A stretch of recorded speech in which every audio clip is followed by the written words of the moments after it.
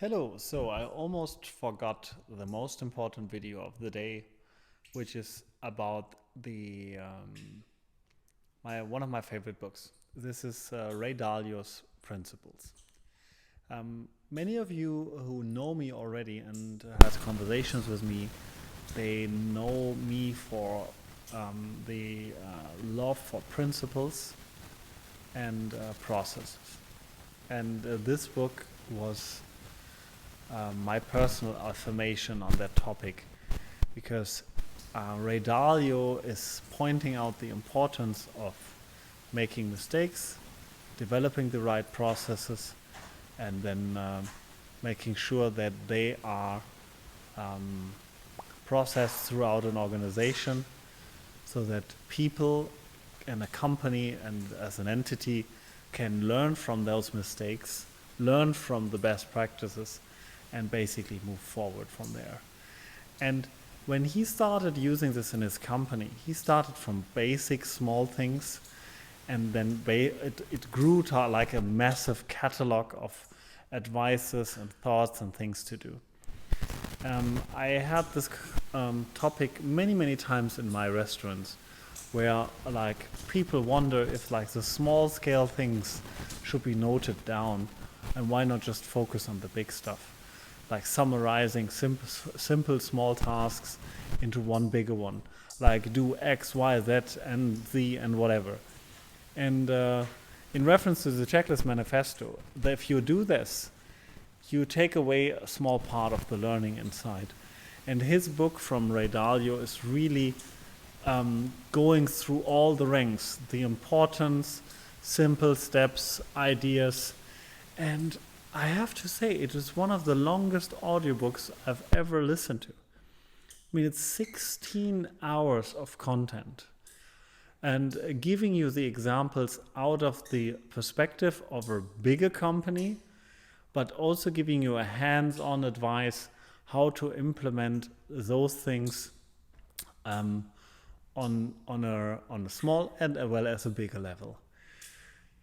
I recommend this book to everyone who starts out a company from a solo entrepreneur level and going bigger. Because you probably still remember your own mistakes, and you know my approach on it, to note it down and get away from the learnings and apply that in the future. But if you are then later growing, you have to give your thoughts to other people, because you don't want them to repeat your mistakes. Because if you would do that, every time you hire someone, some mistake's going to be made. And get me right, people will make mistakes. People will make other mistakes. And that's okay, but implement those into your processes as well.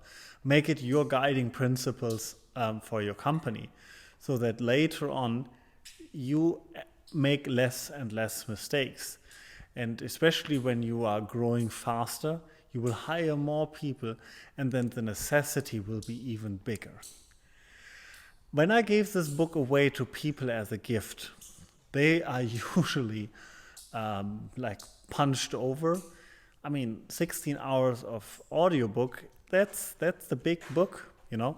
That's a couple of 100 pages.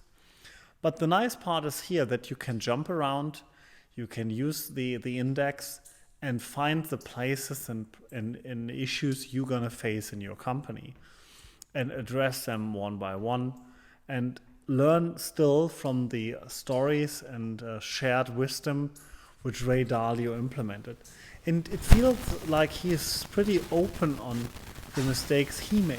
He feels like to be open on the mistakes his companies made. And that makes the big part of the learning for me, that it's not just a best principle, a best knowledge, a common understanding, but it also gives you the explanation of the why. I mean, it's a different why than Simon Sinek is saying, but yes, it is also kind of the same. You need to understand why certain things were put into place, and many times it is not obvious. It's obvious to you, because you probably made the mistake before, but it's not obvious for the others. And that's why this is an important part that I learned, to also give the why to those things. So for structuring, good to say do ABC, but explain as well why you should do ABC. Because I mean, it's important on a flight. There's things which are important. In a if you have a surgery, it's important to first take the stuff out of your body and then close the wound. But for other things, it's not necessarily important. I'll give you an example in our restaurants. When you open the restaurant in the morning, you have to filter the big machines with a lot of oil inside. And the last thing you do in the evening, you also filter those machines. So what is the reason you have to filter them in the morning? And for a normal worker, if he has not the why, it is counterintuitive. So he thinks like, okay, either I don't have to filter in the evening or don't filter in the morning. But the reason you filter in the morning is that the oil gets mixed up because you have cold spots in the oil, because the heating is not everywhere, but in certain areas. And if the worker understands that, he knows that, oh, if I do not filter, the oil distribution with the hot oil is not proper. Let me have that enough as an example for you right now. For me, one of the best books ever, which I read, you can follow him also on YouTube. He has some interesting conversations with Puff Daddy or P. Diddy or however his name is right now. And that is a book which you can read on the side. You can just jump in and out, and you still get a lot of value out of it, because every single lesson inside that book was valuable to me. And I'm pretty sure for many companies out there, you can take something out of it by just jumping on the chapters. If you invest the whole time, you're probably going to reread the book from the beginning, because you were not having enough time to applying the principles out of that book. If you enjoyed this kind of content, I will have more videos later on somewhere here, so they probably cover my face. I have a playlist on audiobooks and books, which I read, listened to, or I can just basically recommend. If you want to check that out, that will be great. If you like this video, just leave the thumbs up. And if you want to see more of my content where I cover audiobooks, stuff which I learned in my work life, and also the gear I'm carrying with me on a daily practice, being on the train like 2,000 kilometers every week, then please subscribe to the channel. I will be here more often. And I'm also active on Twitter, on Instagram. I'm just planning to do a little more on Facebook recently and also in the future. So if you want to check it out, you will find me on the Oliver Hinz, and on Twitter and Instagram is the Oliver Hinz. There was someone else before me, but I think in both ways it should work pretty easy.